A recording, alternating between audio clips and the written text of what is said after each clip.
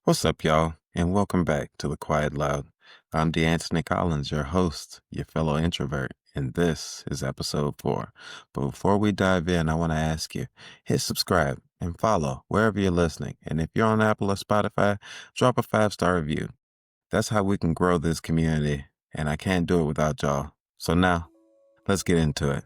All right, we've got memes, lemonade, and democracy, or otherwise known as humor, heart, and passion. We'll get into it all right here. All right, let's start with the trending whisper. All right. Whisper number 1. First up, Italian Brainrot. This is one of TikTok's new obsessions, okay? It's an AI-generated characters like Ballerina Cappuccina and Bombardino Crocodillo. Sounds absurd, and it is. Sounds surreal, and it is. But it's also racking up millions of views. Check this out. Who is this? Trallalero Tralala. Of course. Berber Patapim. Ballerina Cappuccina. Yes. Chimpanzini Bananini. Perfect. Tung Tung Tung Sahor. Yes. Assassino Cappuccino. Yes. That's Lirili Larila. Yes. Bombardiro Crocodilo. Obviously. Wow. I've been unemployed for the past 2 months. All right, the guy on the video said it all right there, didn't he? According to the AP, this meme family started in Italy, spread through TikTok, and now dominates global feeds. Kids are remixing it into dances and songs. It's kind of like Pokemon era got drunk on espresso and then moved to Italy. It's chaos dressed as creativity, and it's exactly what happens when silence meets an algorithm and then says, go nuts. I don't really know what to do with it, and this is not my particular thing. But yeah, go nuts. All right, next up, the 6-7 weekend. September 6th and 7th landed back-to-back as what it tends to do, and Gen Alpha turned it into a digital holiday. Know Your Meme calls it, quote, a celebration of pure randomness fueled by a soundbite and TikTok's ability to turn nonsense into shared culture. Got that right. Check this out. 6-7. You got anything to say? 6-7. Turns out it's just a reference. It's a reference to a lyric from a song called Doot Doot by Skrilla, where he mentions 6-7. Everyone that's in on it is just trying to get others to ask them questions to where they'd be able to answer 6-7 or some sort of variation of that. How tall do you think that person is? 6'7". What time did you wake up today? 6'7". Rate that person that's walking by. 6'7". Literally anything 6'7" related. There's really no deeper meaning into it. It's literally like Skibbity Toilet like a few years back. So that's it. Okay, bye. All right, the memes got kids everywhere chatting and flooding TikTok with edits. My generation had Saturday morning cartoons, and these guys got the calendar. Oh no. Honestly, I mean, it's just a hashtag, but mostly it's just a glaring reminder that I'm no longer one of these kids. All right? Then, next up, we got Cardi B walking into court for a lawsuit and coming out with merch, okay? People magazine is reporting that she's selling album covers titled Am I the Drama, featuring stills from her trial. It's courtroom chic, monetized, and the internet is eating it up. Memes of her rolling her eyes became art, and Cardi didn't just own the moment. She took what could have been an embarrassing moment and she sold it right back to them. That's levels, man. That's hustle. But we could also be witnessing the end of shame altogether. And in my opinion, a little bit of shame can go a long way.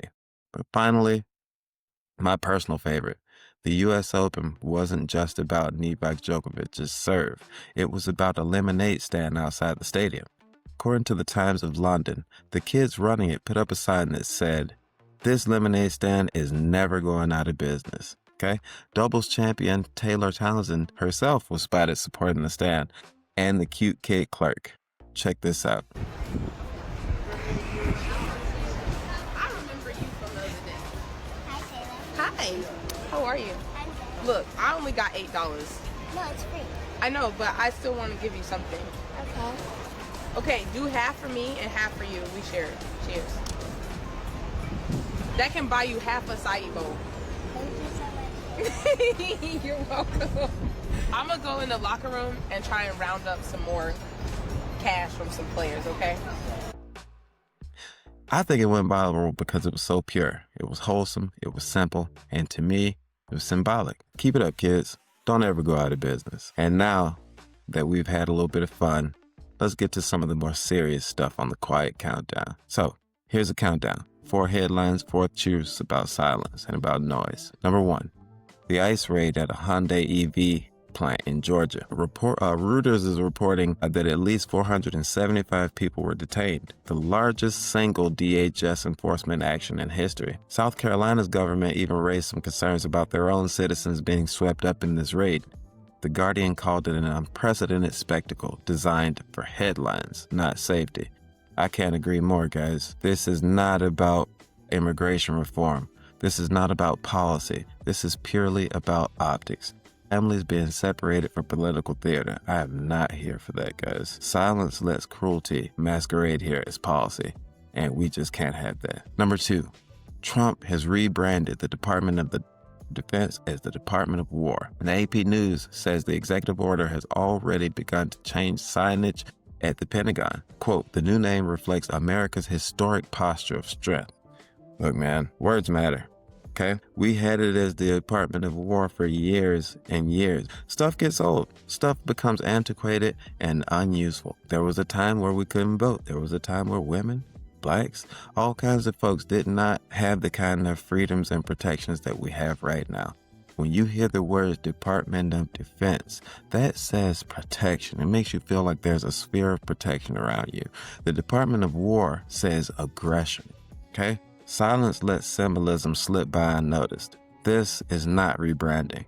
This is ideology on display. Also, not here for it. All right, number 3, we're talking about hybrid work resilience here, okay? Hybrid work is thriving. It's not dying. Workplace Insight reports that 77% of hybrid workers say that they're more productive and schedules remain stable. Yet, corporations keep pushing a return to office. Why do you think that is? It's a control. It's a need to be right on top of your employees, to make you feel like, well, I'm paying you. I need to be able to watch exactly what it is you're doing at every moment. I need to see you at your desk, toiling away for these dollars, okay?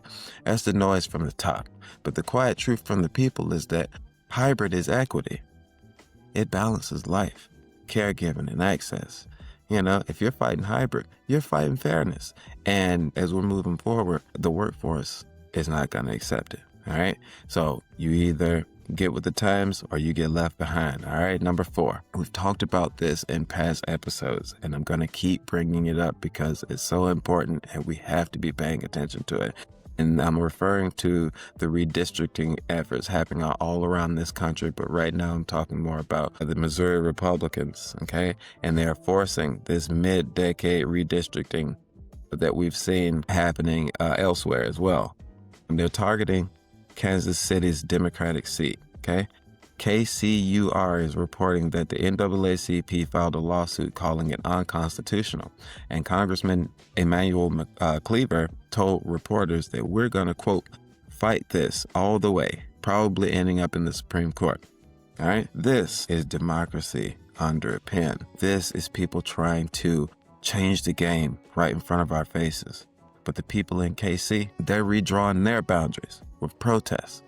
Since their silence didn't protect them, they got up and they got loud. And I'm still talking about this, like I said, because it's still happening. If your state has a Republican-led legislature, like my home state of Georgia, or even my current home state of North Carolina, you all could be next, okay? What's more, if your state is in any Democratic-led cities or population centers in general, you all could draw the ire of this corrupt administration next.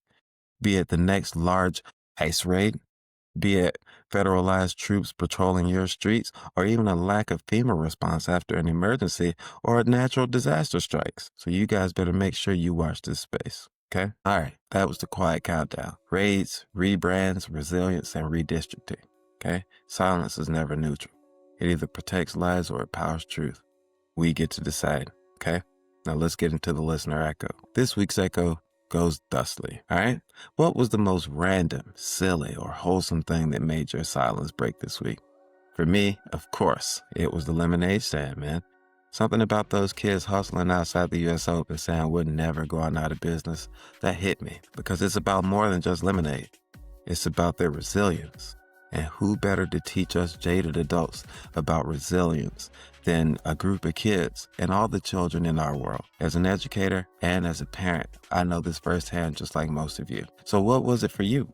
Was it the Brainrot memes making you laugh until you cried? I doubt it. But maybe it was. Was it Cardi B's courtroom flipping drama into merch? Just drop your echo in the comments, all right?